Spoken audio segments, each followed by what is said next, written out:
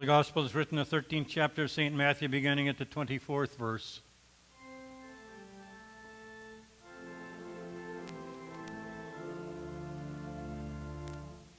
Jesus put before the crowds another parable. The kingdom of heaven may be compared to someone who sowed good seed in the field, but while everybody was asleep, an enemy came and sowed weeds among the wheat and then went away. So when the plants came up and bore grain, then there were weeds appeared as well. And the slaves of the householder came and said to him, "Master, did we not sow good seed in your field? Where then did these weeds come from?" He answered, "An enemy has done this." The slave said to him, "Then do you want us to go and gather them?" But he replied, "No, for in gathering the weeds, you would uproot the wheat among with them. Let both of them grow together until the harvest, and at harvest time I will tell the reapers, collect the weeds first and bind them together in bundles to be burned, but gather the wheat into my barn."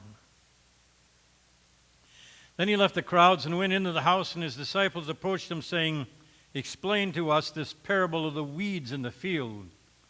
He answered, "The one who sows the good seed is the Son of Man. The field is the world, and the good seed are the children and and the weeds are the children of the evil one. And the enemy who saved them is a devil. The harvest is the end of the age, and the reapers are angels.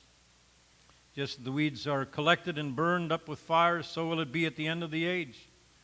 The Son of Man will send his angels, and they will collect out of the kingdom all causes of sin and evildoers. They will throw them into the furnace of fire, and there will be weeping and gnashing of teeth. Then the righteous will shine like the sun in the kingdom of the Father. Let anyone who has ears, listen." Here ends the gospel for the day.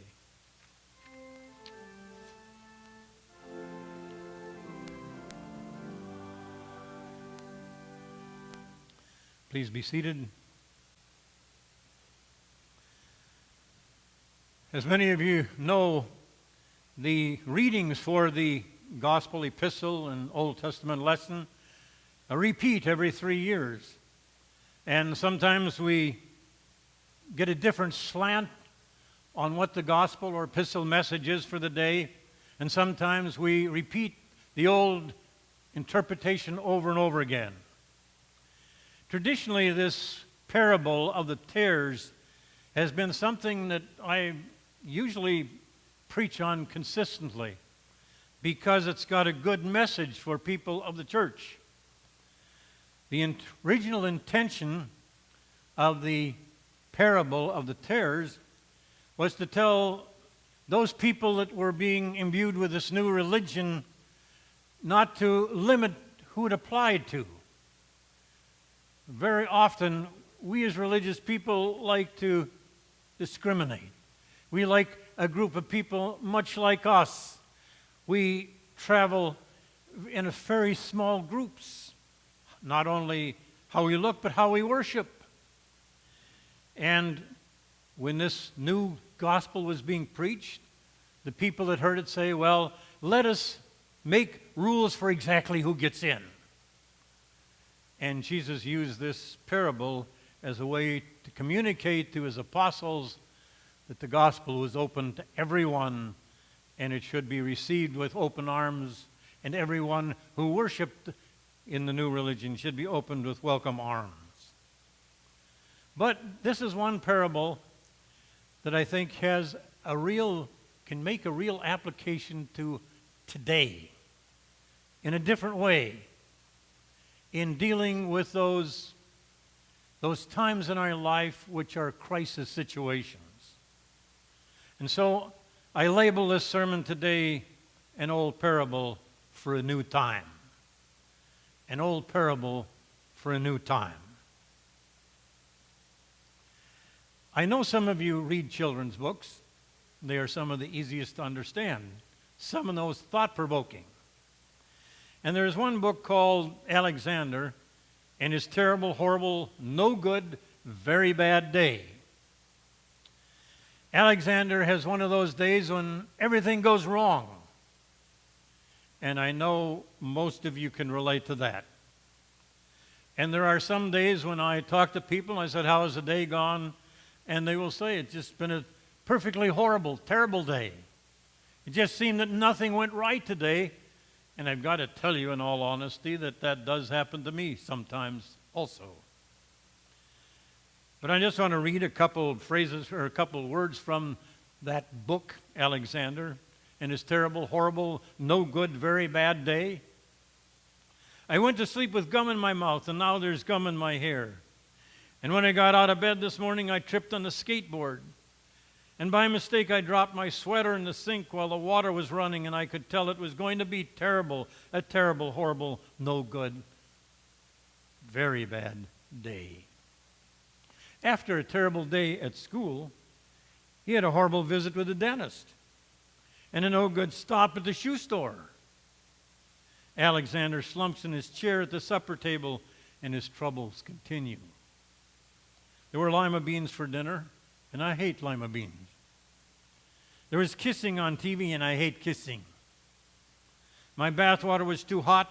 I got soap in my eyes, and my marble went down the drain, and I had to wear my railroad train pajamas. I hate my railroad train pajamas. When I went to bed, Nick took back the pillow he said I could keep, and the Mickey Mouse nightlight burned out, and I bit my tongue. The cat wants to sleep with Anthony, not with me. It's been a terrible, horrible, no good, very bad day. Well, it seems that maybe Alexander's problems aren't as bad as the ones we have. But we come with the understanding that very often we've experienced that type of day. And now we are experiencing that time of climate. We were all sleeping and things were going well. And then back in February or March, we woke up and found that there were weeds in our field. Things that we did not plant. Something that we did not anticipate. And when we were told what the restrictions are, and I can tell you, I felt this when I came back after being gone a week during the season of Lent and found out they'd canceled the Lenten service and they'd cancel next Sunday's service. I said, who said you could do this? They said it was directed by the state, by the nation. It's a lockdown. It's a closeout. No church Sunday, Lent gone, Easter a probability we wouldn't celebrate. It was a very terrible, horrible, no good, very bad day. But I think we can make applications from the parable to what happens in the crisis in our life. The first point that the parable makes is that there will always be bad days. There will always be weeds in our field. And very often the weeds are referred to as human beings. And sometimes there are human beings that are truly, really weeds in our life. But there will always be weeds. And we don't like that. I know somehow some of us think that because we belong to the church or because we belong to God's world, it'll be all smooth. But it won't be. I quote again from the book of the year for Barnes & Noble, The Boy, the Mole, the Fox, and the Horse. The boy is riding the horse, and they stop at a pond, and they see two swans there side by side, and they're moving across the water so peacefully. And the boy says, they look so peaceful, so wonderful, they're together. And the horse says, there's a lot of turmoil going on beneath the water. Making reference to their feet churning around, trying to propel them and make them look like it's perfect. Then in another statement, the boy says to the mole, what's the great illusion in life? And the mole says, the greatest illusion in life is that life should be perfect. We would like life to be perfect, but we live in a sinful world. And as much as Sir Thomas More can write a book and call it utopia and make some kind of case for what is a perfect world to live in, it'll never be that.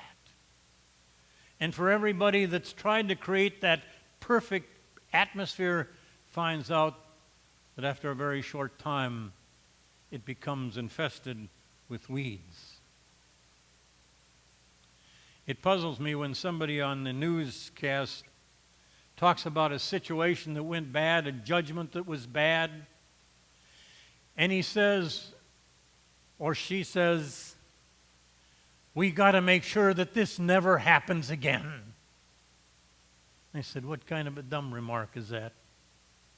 Got to make sure that this never happens again. It'll happen again and again and again because the world is full of weeds and we are sinful people and we will cause problems. Things can be going so well and good, and then there's an illness, an accident, a work layoff, an unemployment, or a pandemic. And we find ourselves in a world full of weeds. The second point that the parable makes, and it's not a very pleasant one, is most of the time there's nothing we can do about it. Usually it's beyond our capacity to change it. Our gathering here this morning is a little bit of an attempt to recapture what we lost, making the church open for those who want to be here, who aren't afraid of the pandemic, who think it's more important to worship in person because it's meaningful to them. And so we make that available. But there's a lot of things we can't do much about. Businesses. Understand, we have predictions that 80% of the restaurants in America will go down because of what's happening.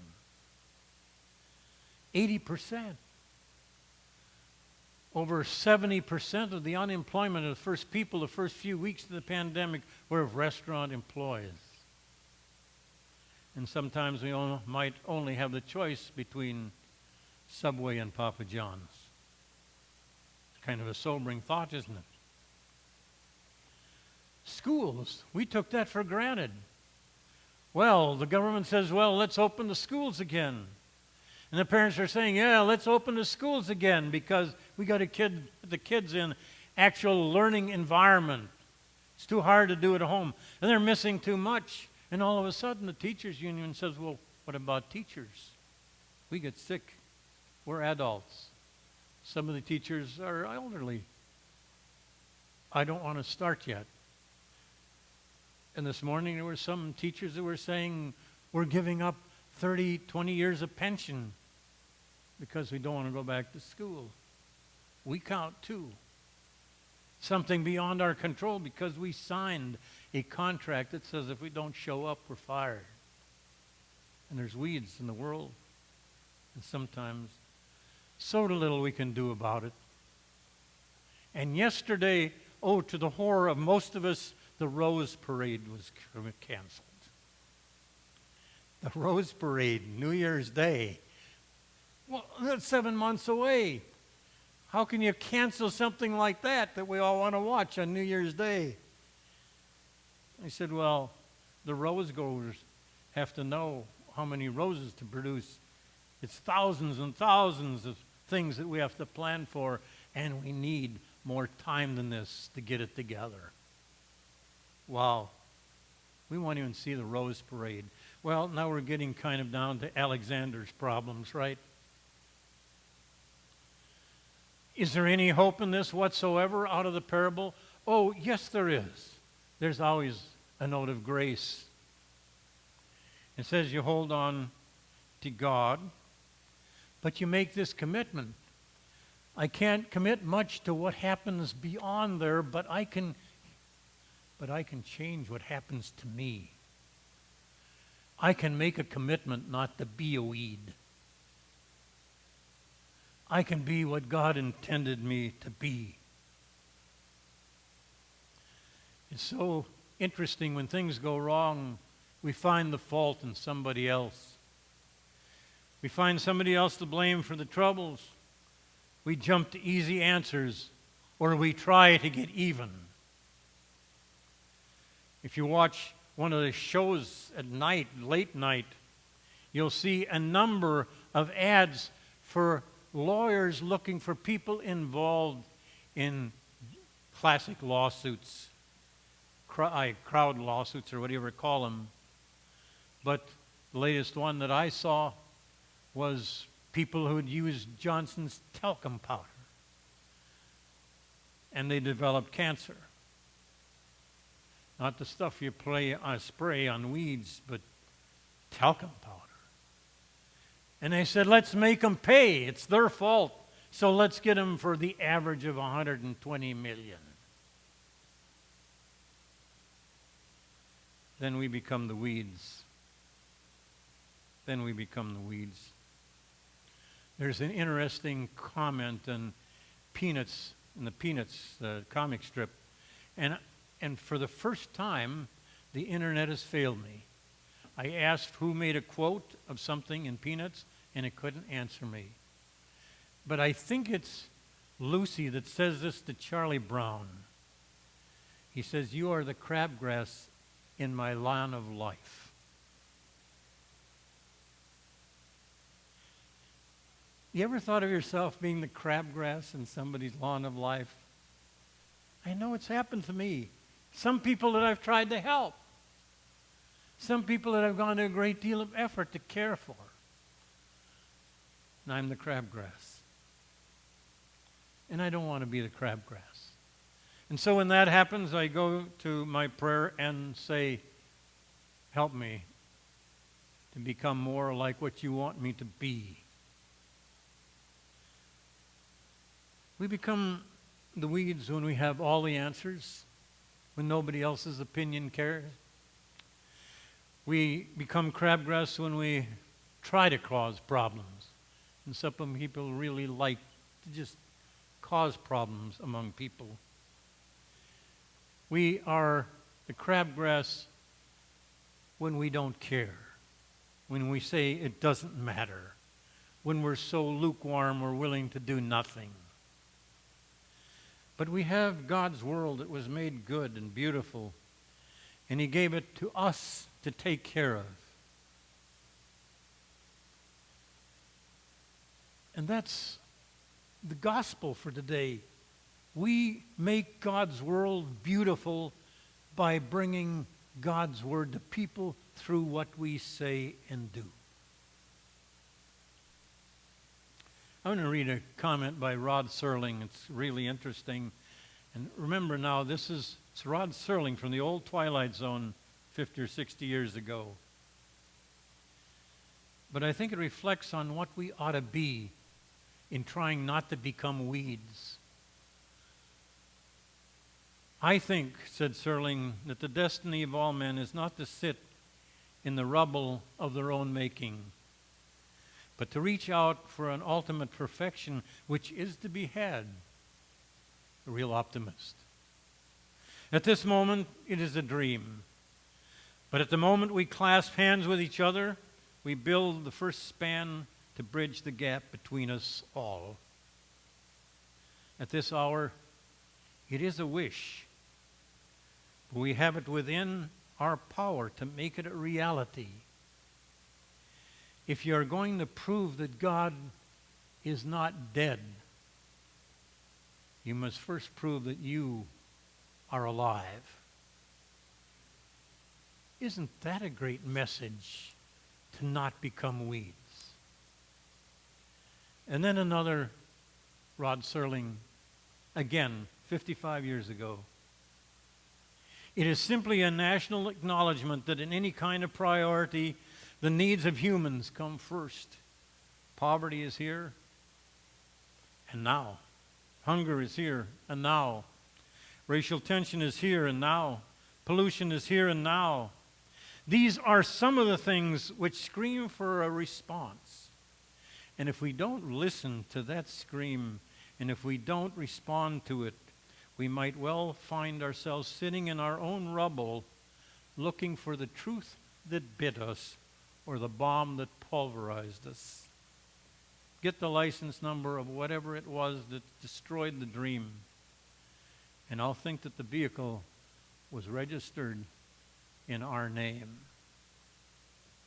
What a powerful statement in telling you not to become weeds in a world overgrown with weeds. This is an old parable for a new age. There will always be weeds. Most of the things we can't do much about, but we can do something with us and hold on to God's promise and hope and grasp His resurrection and become the dynamic salvation of mankind. Amen.